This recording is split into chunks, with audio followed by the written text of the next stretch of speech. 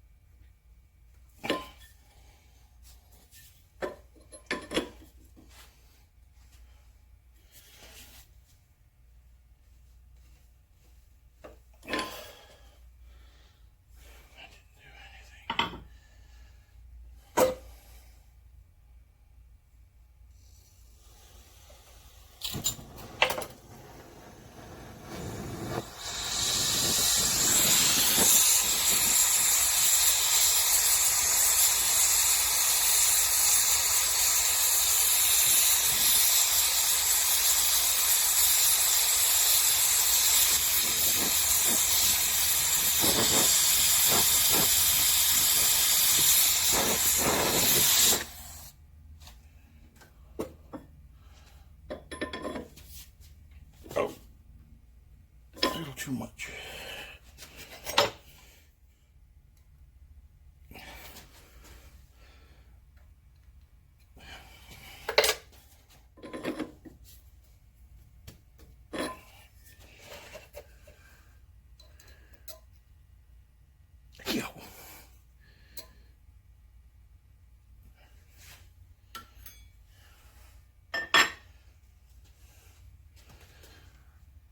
Alright, that's pretty straight now. Now before it cools off, I got to evaluate the twist. Let me get some wrenches out and see.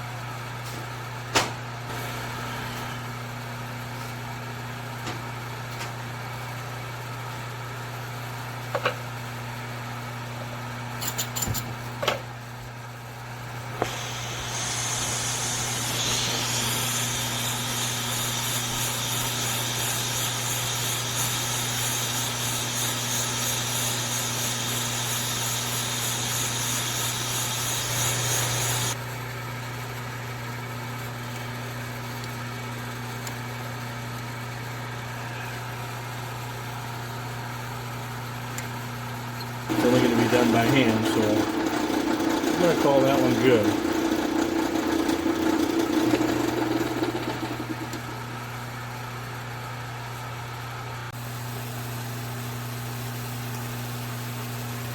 Just going to clean the end off a little bit. Maybe another 10 or 20 grand, and then I'm going to put a chamfer on it.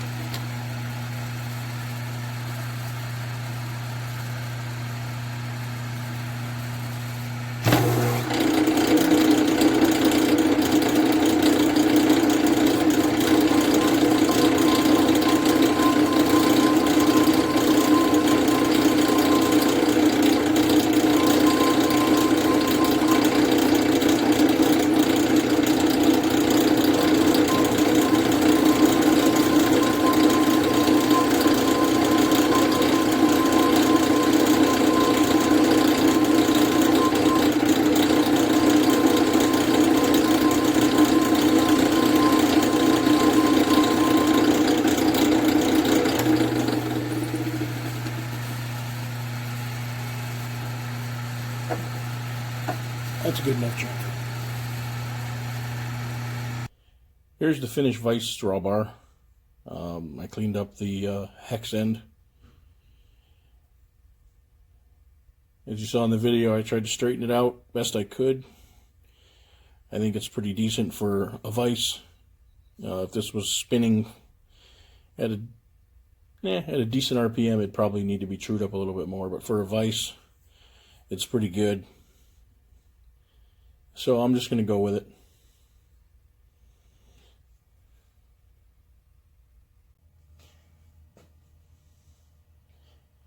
Well, here's the painted Vise and nut. I still have the masking on it. I went with a different kind of a blue. Basically, it was the blue I had. And I think it looks more subdued than that really bright, obnoxious blue that everybody calls the Kurt color. So I got to get the masking off of it and put it back together. Then onto the handle and getting a set of jaws.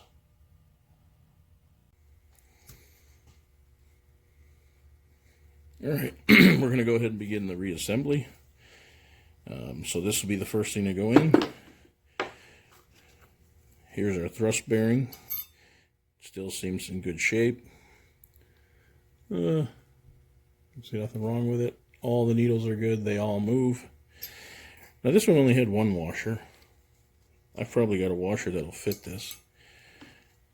In fact, I should look just for the heck of it.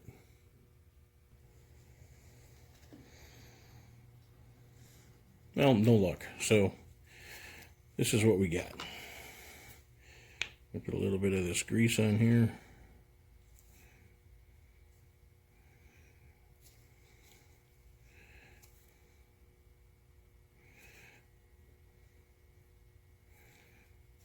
Both sides.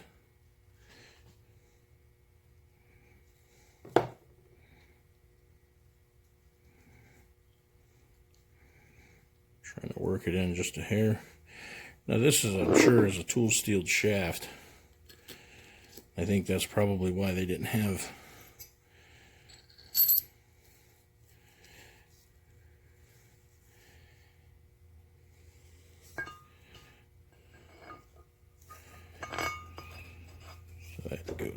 that. And we'll put a little bit of grease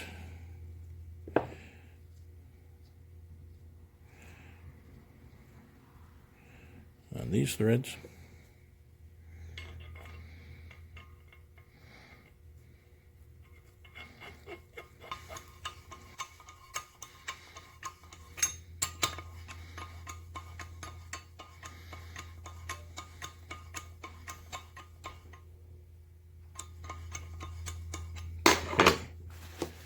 Now, next, we got this here.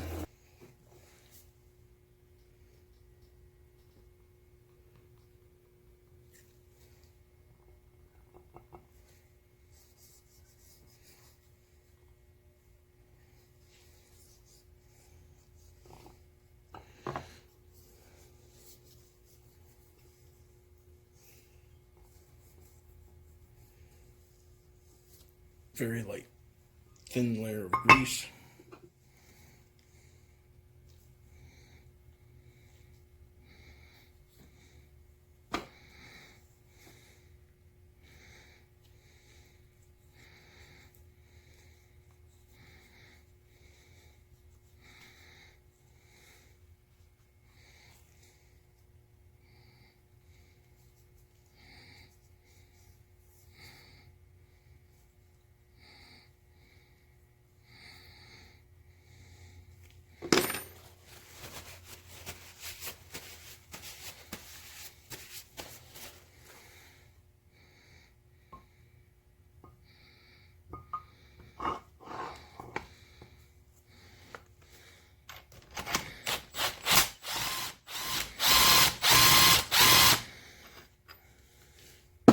Okay, now we've got this little thing in here.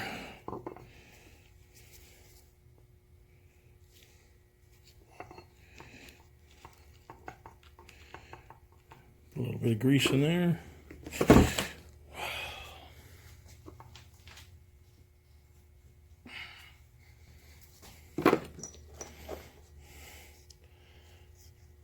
And we got the little half round hemispherical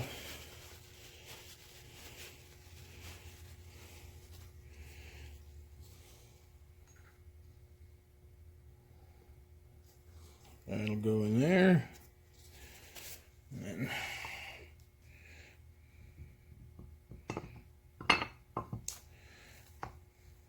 that will go in there. Dog point set screw.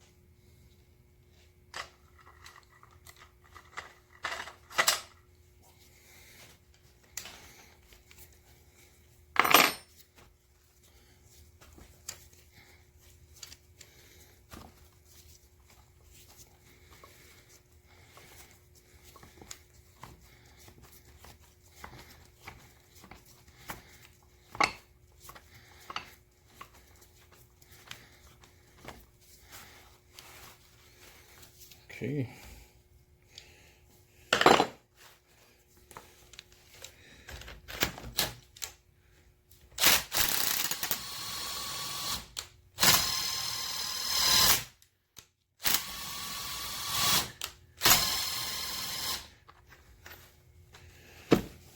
Okay, that's pretty good. Let's move that out of the way. And we'll put the fixed jaw in.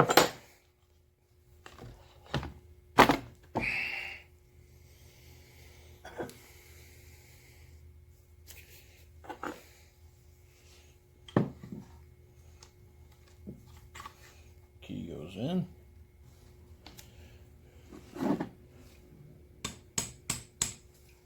There we go.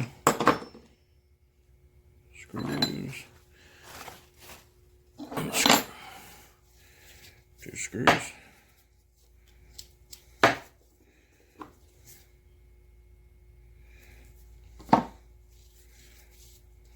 little bit of grease on the threads.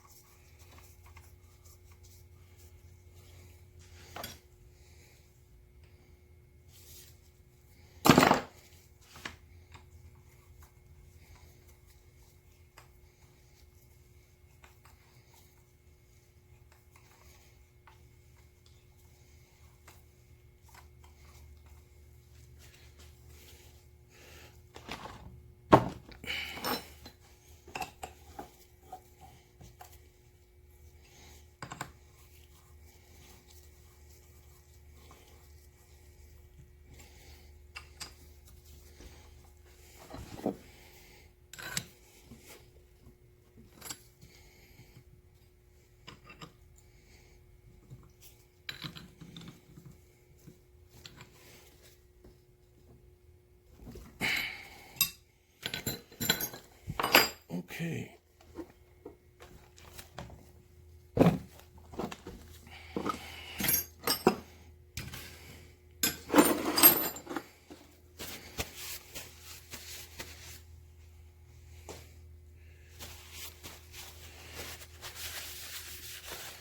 Well,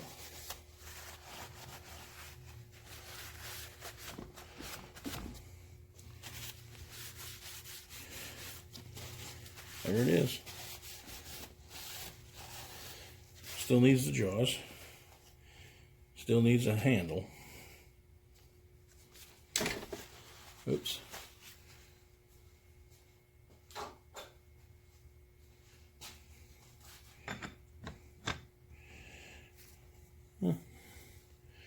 My Wilton handle fits on it.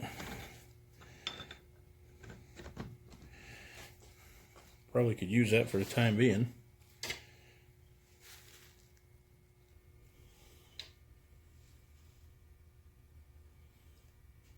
Well, there it is. Again, minus the jaws and the handle. No stickers, no nothing like that. A little extra grease here and there. But it looks pretty decent. If somebody can help me out with those numbers. This is Japan. That's what it says on the bottom. Doesn't say made in the USA. It also had that 65 on it, which I think is probably the year.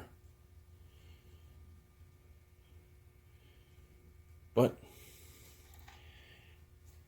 for free, I think it came out pretty decent. Now I just got to work on the jaws so I can start using this thing. Alright, again, this is Mike, +8 Precision. Please like, subscribe, comment.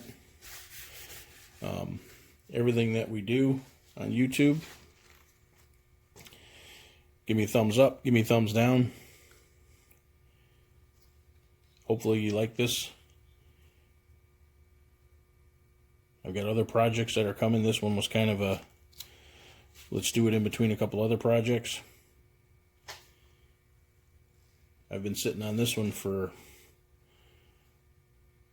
probably 2 years since I got it. I didn't need it at the time, but I seem to be doing a little bit bigger work on my mill, so this one, not that it's bigger than my vise, but it's lower to the table, so it'll give me more Z travel, and it also keeps me lower to the table, so hopefully there'll be some less vibration.